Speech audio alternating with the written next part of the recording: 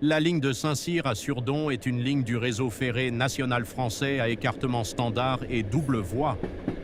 Elle est empruntée par les trains de la relation de Paris-Montparnasse à Granville et par ceux de la ligne N du Transilien de la branche de Paris à Dreux. Histoire. Cette liaison a été mise en service en plusieurs étapes. 15 juin 1864, Saint-Cyr à Dreux. Embranchement de la ligne de Paris-Montparnasse à Brest, 1er octobre 1866. Dreux à l'Aigle. 5 août 1867, l'Aigle à Surdon. Les 2 février et 6 avril 1855 est signée une convention entre le ministre des Travaux publics et les compagnies des chemins de fer de Paris à Saint-Germain, de Paris à Rouen, de Rouen au Havre, de l'Ouest, de Paris à Caen et à Cherbourg. Cette convention organise la fusion de ces compagnies au sein de la Compagnie des chemins de fer de l'Ouest. En outre, elle concède à titre définitif à la compagnie un embranchement sur la ligne de Mésidon au Mans, à partir d'un point soit de la ligne de Paris à Caen, soit de la ligne de l'Ouest. Cette convention est approuvée par décret impérial le 7 avril 1855, créant une nouvelle liaison entre les chemins de fer de Paris à Rennes au sud et de Paris à Cherbourg au nord. Elle dessert le sud agricole de la Normandie, resté jusqu'alors à l'écart des dessertes ferroviaires. La ligne traverse une région relativement vallonnée, formée de plateaux calcaires entaillés par des rivières. La traversée de ces vallées successives confère à la ligne un profil en dents de scie. En 1860, les travaux sont lancés en plusieurs points. Ils sont ralentis en 1862 par l'étude de la traversée difficile de la ville de l'Aigle, étalée dans la vallée de la Risle. La ligne atteint Dreux en juin 1864, puis l'Aigle en octobre 1866 et enfin Surdon en août 1867. Une seconde ligne d'Argentan à Granville par Flers et Vire, concédée par le même décret du 7 avril 1855, complète la précédente. Le premier tronçon de Saint-Cyr à Dreux, 59 km, est mis en service le 15 juin 1864. 4 services quotidiens assurent la liaison avec Paris en 2h40. Au départ de Saint-Cyr-l'École, le tracé est établi sur d'importants remblais de 146 000 et 216 000 m3 sur une longueur de 6 km, puis se rapproche de la vallée de la Moldre.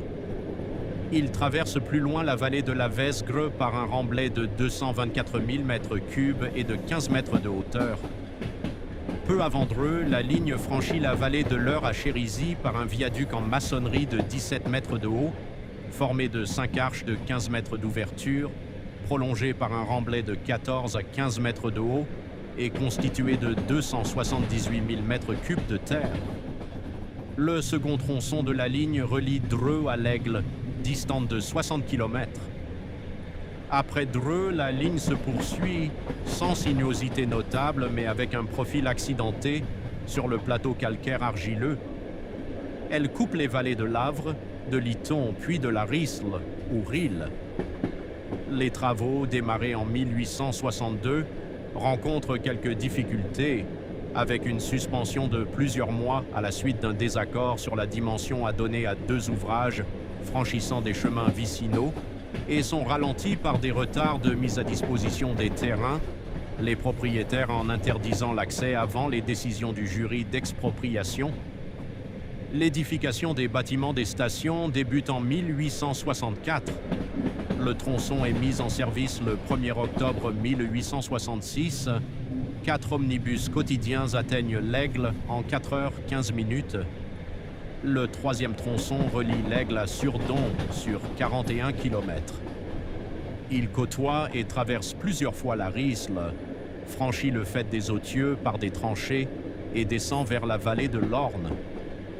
La ligne approche le village de Surdon et se joint 3 km plus loin à la ligne du Mans à Mésidon, où une gare de correspondance est prévue, sans ouverture au service voyageurs. Les travaux de terrassement ainsi que les ouvrages d'art sont adjugés dès avril 1864 et sont rapidement engagés. Mais leur avancée est là encore perturbée par des retards dans la mise à disposition des terrains. Ces travaux s'achèvent en 1866 et la pose des voies, ainsi que la construction des gares est engagée. Ce tronçon est ouvert le 5 août 1867. Les trains en provenance de Paris. La ligne connaît une rapide hausse de fréquentation, en particulier grâce aux correspondances assurées vers Le Mans et Mésidon. Trafic en partie gagné sur les lignes de Paris-Montparnasse à Brest et de Mantes-la-Jolie à Cherbourg. Dès 1868, ce trafic nécessite l'agrandissement des gares de marchandises et des dépôts des machines. Du 1er janvier 1860 au 31 décembre 1867, la compagnie dépense 58 millions de francs à la construction de la ligne. L'ouverture de la ligne d'Argentan à Granville par étapes entre 1866 et 1870 permet au train de relier Paris à Granville en passant par la ligne de Saint-Cyr à Surdon. La ligne de la Belle Époque à nos jours. Le déclenchement de la guerre franco-prussienne de 1870 perturbe rapidement la ligne. Dès le 18 septembre, le service est interrompu entre Saint-Cyr et Dreux, puis entre Saint-Cyr et Nonancourt le 21 et sur toute la ligne.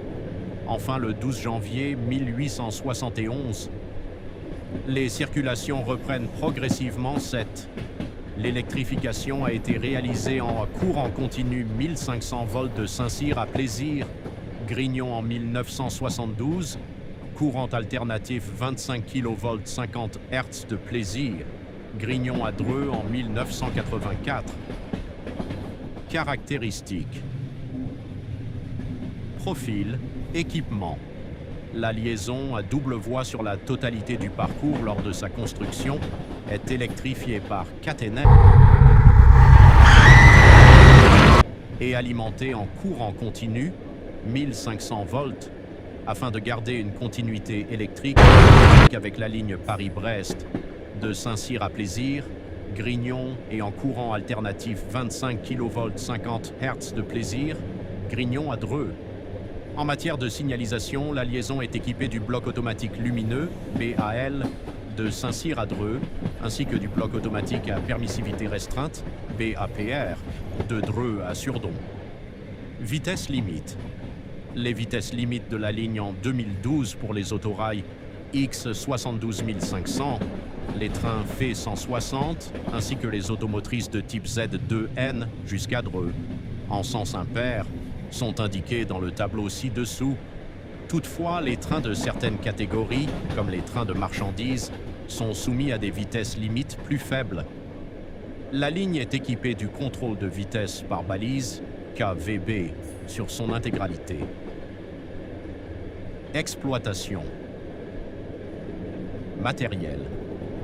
Sur l'ensemble de sa section électrifiée, la ligne était parcourue principalement par des rames réversibles VB2N, tractées ou poussées par des locomotives BB 27000, 300 jusqu'à la gare de Dreux pour les missions du Transilien N jusqu'en 2021-10.